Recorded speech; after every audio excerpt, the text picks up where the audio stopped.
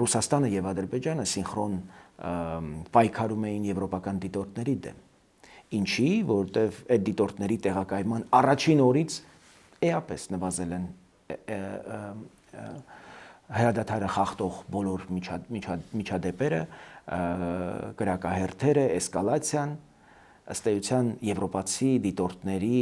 ներկայությունը, անզեն նույնիսկ ներկայությունը բավարար էր, որպեսզի Ադրբեջանը հասկանար, որ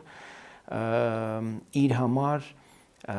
էսկալացիան այլևս հայ-ադրբեջանական սահմանին կարող է շատ լուրջ տնտեսական հետևանքներ ունենալ։ Իսկ մենք հասկանում ենք, որ գլոբալ ընդհանրապես արտաքին քաղաքական գործընթացները փողի մասին են։ Եվ Ադրբեջանն էլ իր ամբողջ տնտեսությունը կախված է փողից, այն շահույթից, որ ինքը ստանում է նավթից, եւ եթե հանկարծ Եվրոպական միությունը որոշի Ադրբեջանին պատժել, դա կարող է ունենալ կործանարար հետևանք։ Այսինքն տնտեսությունը չունի դիվերսիֆիկացված այլ ուղղություններ զարգացման, իսկ դա շատ լավ գործիք է արևմուտքի ձեռքին, ուրեմն Ադրբեջանին ցանկացած